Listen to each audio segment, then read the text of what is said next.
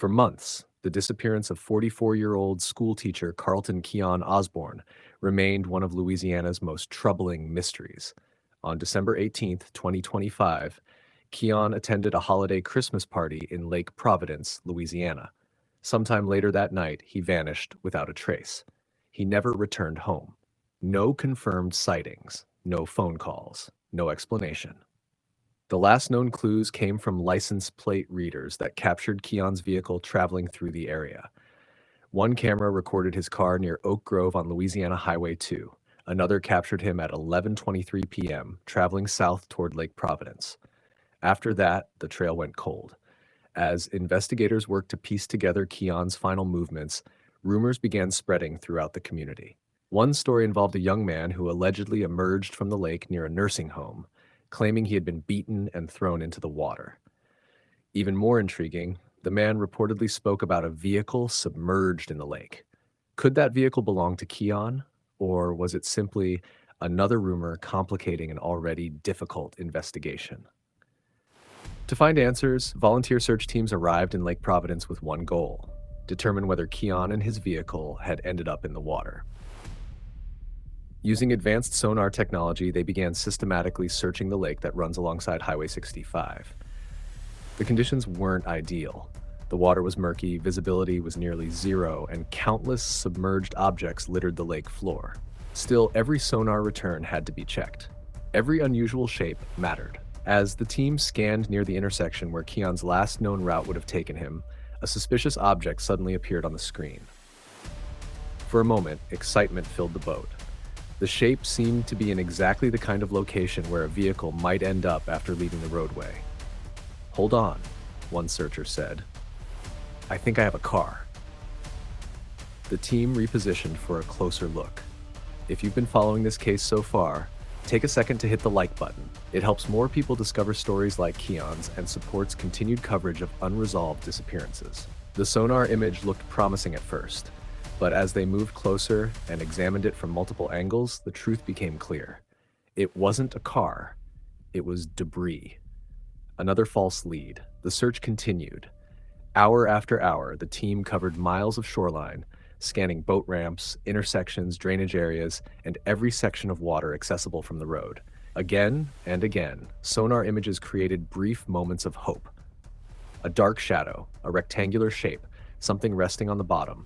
Each time, the answer turned out to be the same: logs, tree roots, discarded tires, natural features, nothing connected to Keon. As the day went on, investigators reviewed the timeline once more. The rumors surrounding the alleged lake incident didn't perfectly align with the license plate reader data. Witness statements contained inconsistencies. The more they analyzed the information, the more uncertain the connection became. Yet one fact remained unchanged. Keon's last known movements brought him back toward Lake Providence.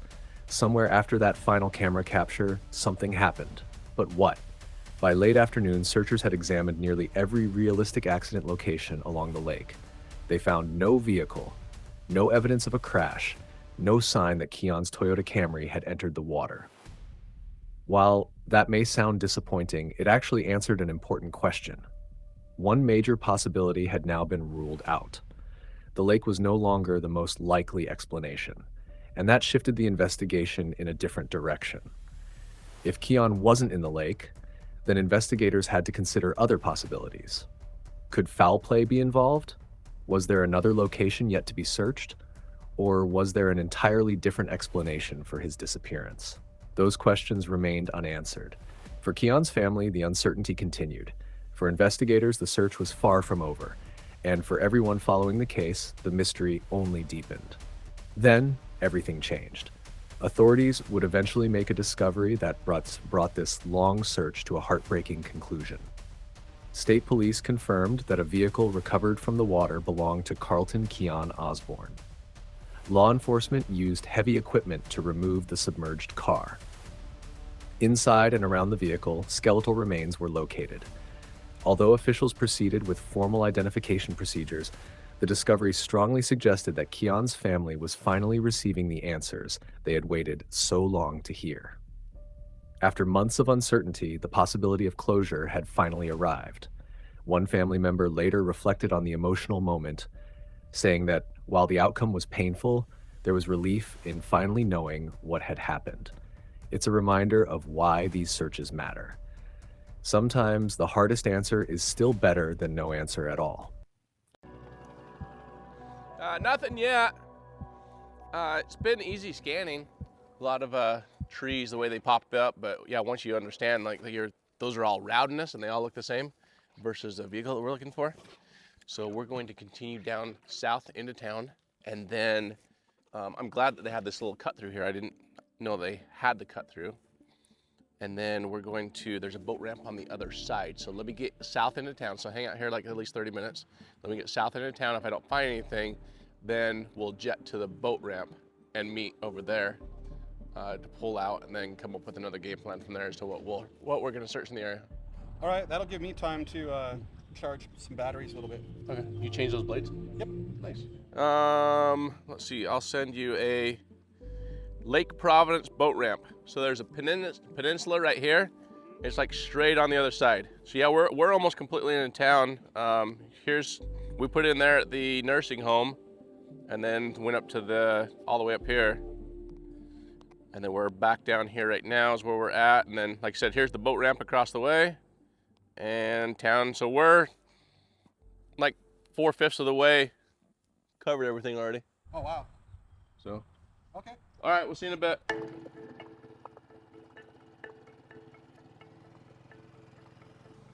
Fuel pump if we need to top off on fuel, Cade.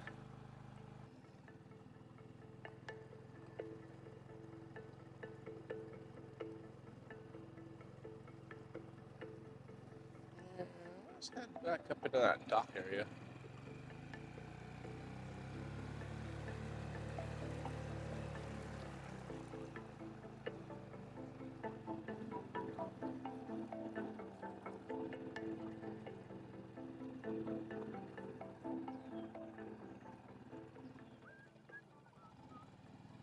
That car on its side, or is that just a log? I think it's just a log, but well, I'll tell you in a second.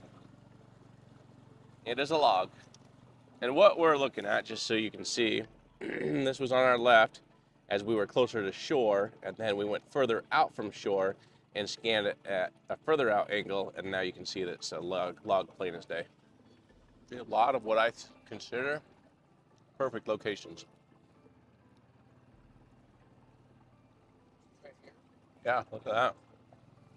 But it's only 3.5 feet deep right here, so you would see the car sticking out right here. Okay, Carmine, go ahead and roll over to that boat ramp. All right, Garmin map here.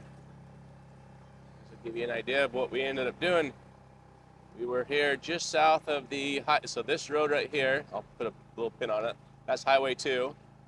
We put in just south of Highway 2 right down here, where you can see the boat went around and around. And then we ended up going to the north up here.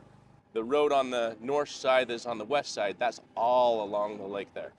The one over on the east side, you have homes that separate the road from the lake, so we don't have to scan that, other than there's a single boat ramp right here is where we're going to head over to right now to pull out at the boat ramp. And then we'll take a look and see if these are in play at all. I'll look on Google Maps, see if those are in play at all.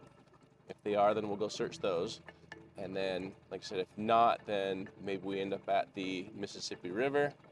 Are there any boat ramps on the south side of town here that might be in question?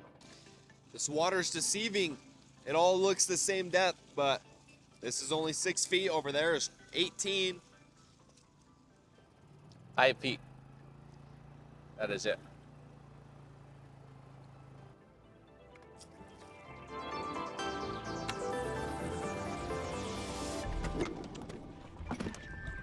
Alrighty.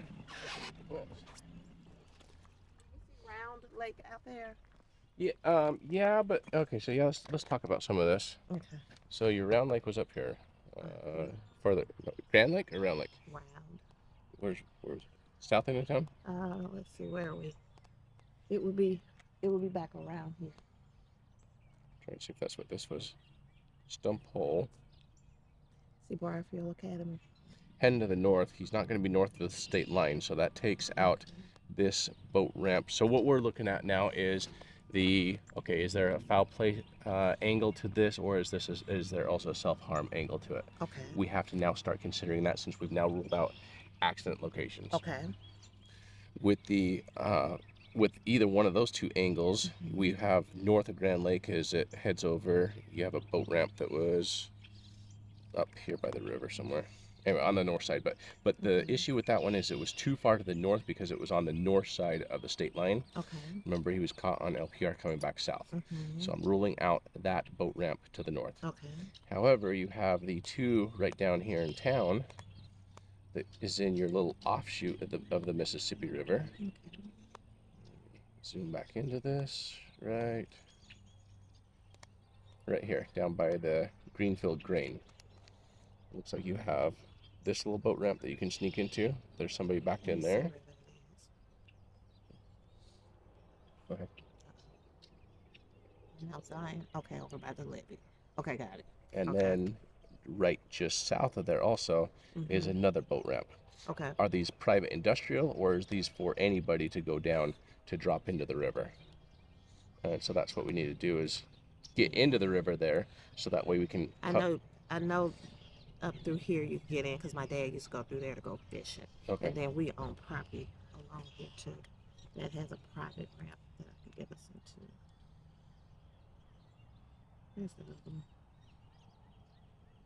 Either way, we should be able to get in those. Okay.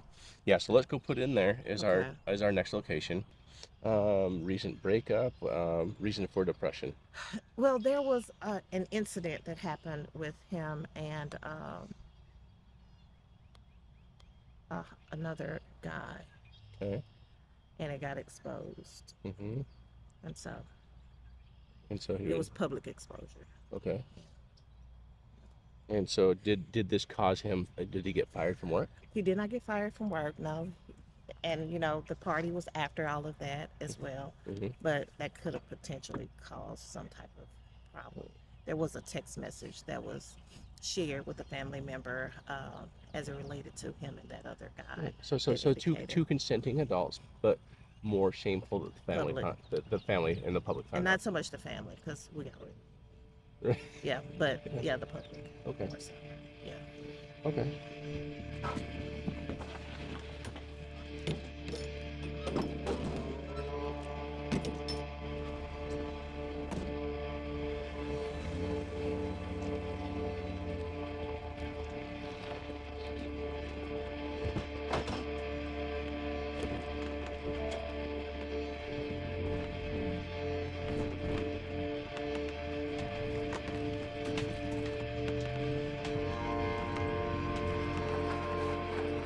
There, that is all too shallow.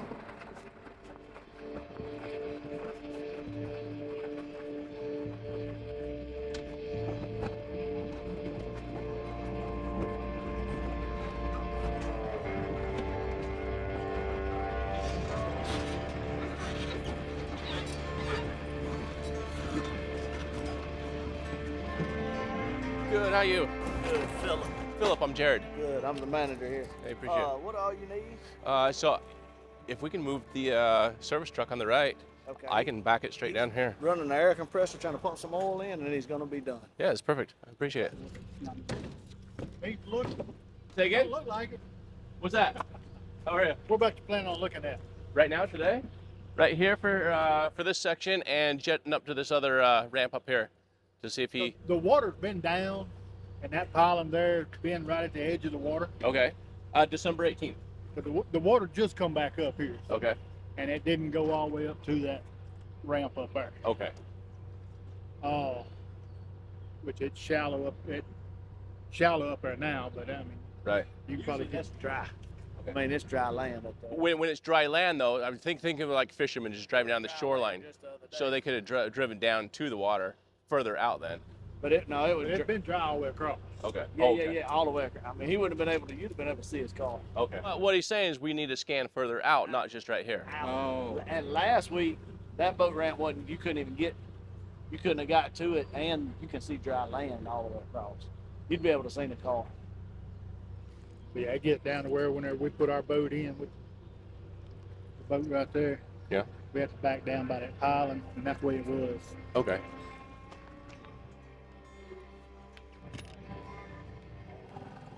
All right, I want to scan a little bit closer to the shore over here and then come back down. We'll run it over here. We'll run it on the other side and then we'll take it up. All right, so head back down. Snagged a bunch of stuff there.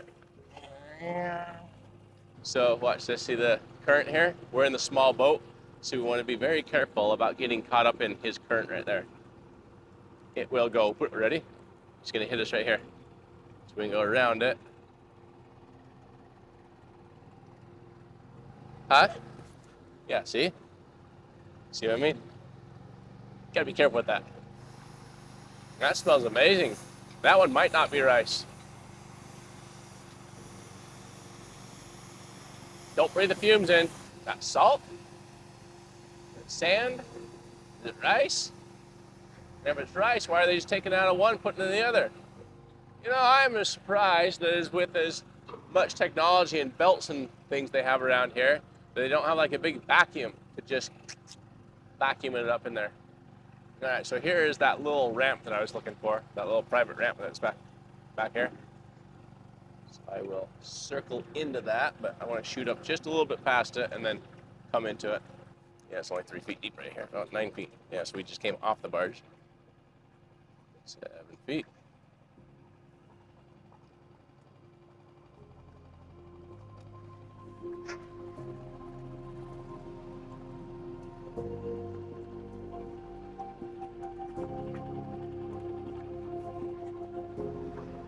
I'm always amazed at like the amount of steel and how heavy that weighs and how water displacement comes into it and things can float. And there's our wall.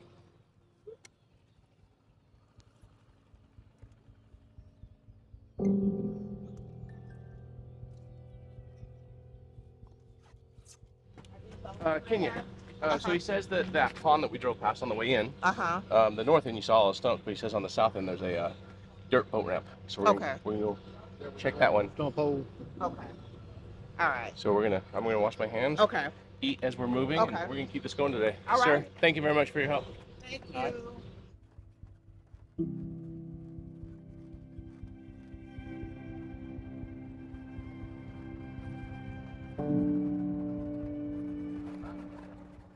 Oh, is this it? I think that's the one he was talking about, and it's still empty and shallow down there. So I think what we'll do is let's head over into EB and see if we can go into the Monaco Lake, I think is what it was called. I'll send you a pin drop of it.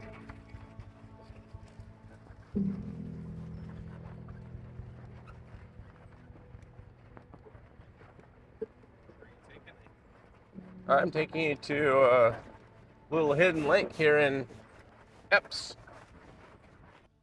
Hey, do you know by chance, we're looking for a kid that went missing December 18th. How familiar are you with this? Is it deep? Is it shallow? And do they lock the gate at night? No. So the gate's always open? Yes, sir. Okay. Do you know how deep it is by chance? Boss man, the people here are looking for a kid that went missing a while back, and they want to know how deep this water is. About 6 feet. Cool. Awesome. Sounds good. That's yeah. Right at the cutoff for us, but yeah, it won't work for us. But appreciate your time. Have a good one.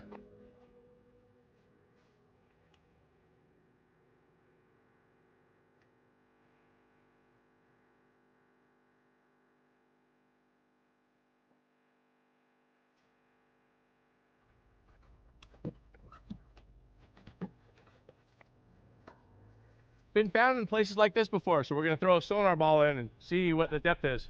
I think it's in the trailer.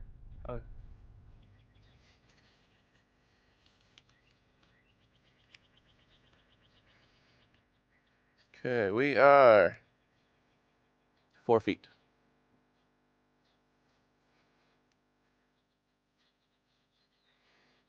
4.5 feet. So too shallow. I'll go a little bit further where that opening is actually at. I got a 5.5 foot hole there, but I'll go right down the middle with it.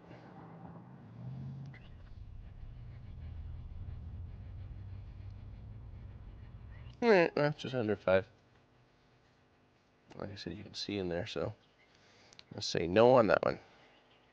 All right, 4.5 to 5 feet on that one. So we'll continue on up to the rock pit.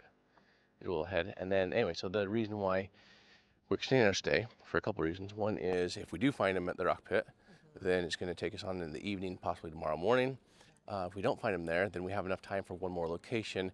Just south of there, we found another one, and then I did find your levee access road across on the south side that you were talking about here. So, and that's going to give me about a mile run as far as over there on the other side of the levee. So we have a lot of work to do still. All right, good. All right. Good. And he works here at the country club. So Awesome. just came How you out. doing? Yeah. How you doing? I'm Austin, Jared. Fort Mary. What is it? Austin. Austin, pleasure to meet you. Nice to meet y'all. Thank you. Does this loop around? It does not, Okay. sadly. I made a tight turn coming in, so we'll make one going out. I'll go run down there and try and slow people down. All right. Sometimes people come around that corner slow. Sometimes they come around like it's a racetrack. So. Thank you, Austin. Thank you, Austin.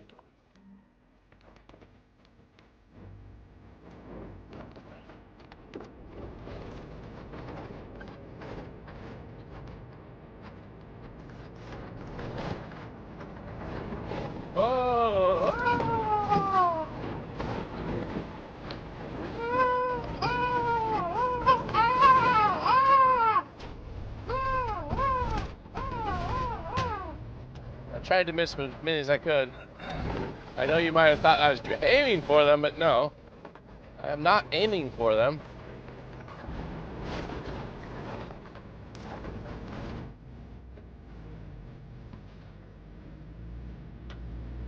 Right in the puddle, kid. You gotta stand right in the puddle. Prograde. Ever thought about being a fishing guide? Casting like that. All right, it is 7 feet, plenty deep enough. All right, we're putting the boat in. That's 6 feet deep right here already. Plus that's down, so it's 7 feet deep right here.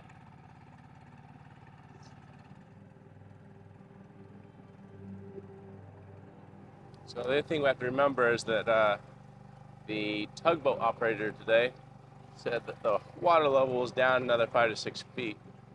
So we'll need to just make sure that we move out a little bit further than we normally would on the bodies of water that connect with the Mississippi.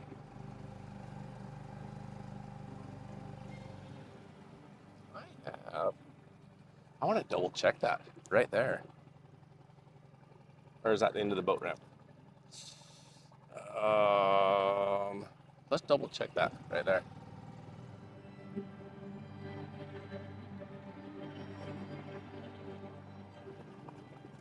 No, I don't have it that way. So I think it was just the end of the ramp the way it was showing up.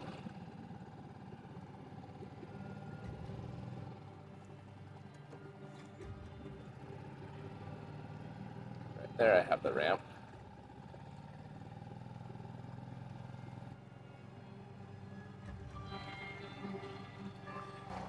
Zip up to the other one? From here? Isn't it right there? Down? No, it's downriver from here. Let me identify. But I believe it's down.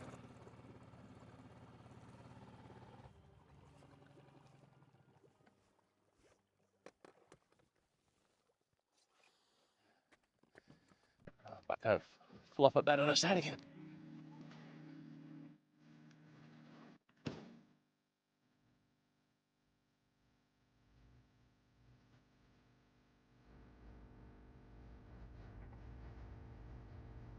So this is almost where we wanted to go, but if you went down that road just a little bit more, supposedly it went off into here, but based on how it dips there and how shallow it is, unless you have a cliff at the very end here, that's what I guess we're gonna go take a look at.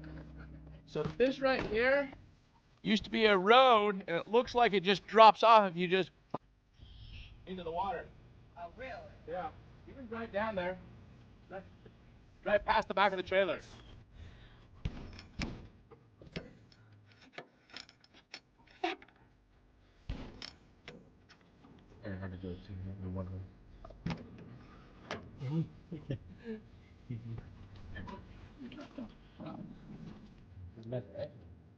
Yes.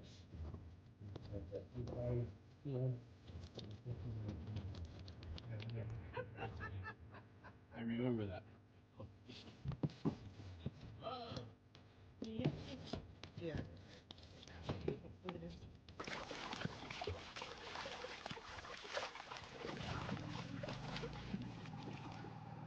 Okay, there's my cliff that drops off, and we have a car upside down right there. No, what is that? We have something coming up on it.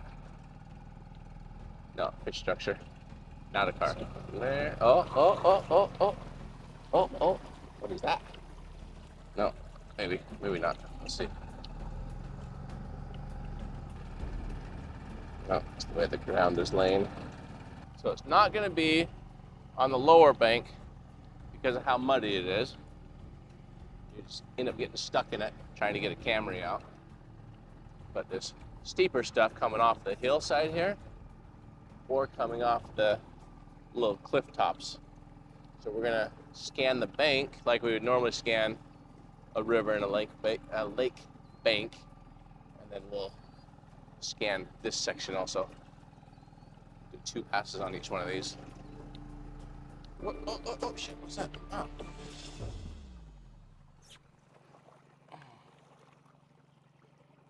let's go back over that.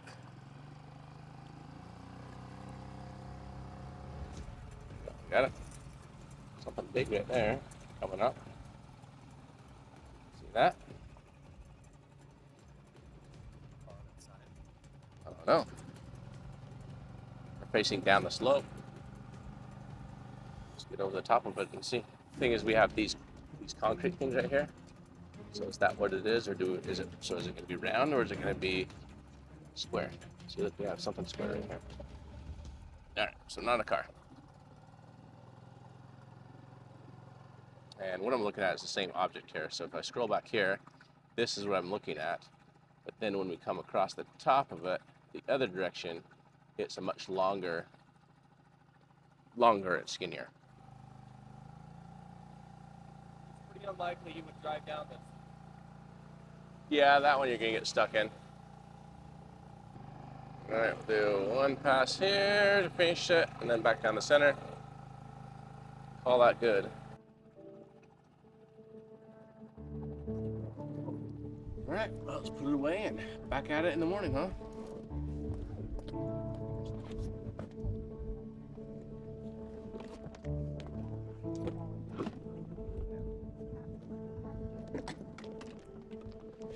Stop getting it muddy and dirty.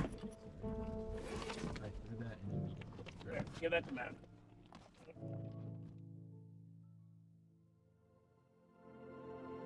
I want to jump in with me and go back there. Yeah, that's perfect. Running out of locations to check for them. Based on where the ramp is at, we're going to take it down to that peninsula point down there. I thought in the idea of we have water in December in this channel, and then you just ramp it off into the water. Well, that's why you're not getting any commentary, because I'm over here holding my breath, hoping that I am going to find a vehicle, and then finding any vehicle, the hopes that it's going to be Keon. Something here on the right. I think we're gonna head back to the RV. Hey, we're gonna go back behind Family Dollar and check that area over there. Do y'all want to search to just rule us out? Inside the burned out Toyota Camry, skeletal remains were found inside. What do you think happened during Keon's final hours? Do you believe this was a tragic accident? Or are there still unanswered questions that deserve further investigation? Let us know in the comments below. And if you're new to Gone Missing, be sure to subscribe and turn on notifications. Every week, we bring you real missing persons cases, unsolved mysteries, and the latest developments and investigations that families hope will one day bring them answers. Because somewhere, someone is still missing, and their story deserves to be told.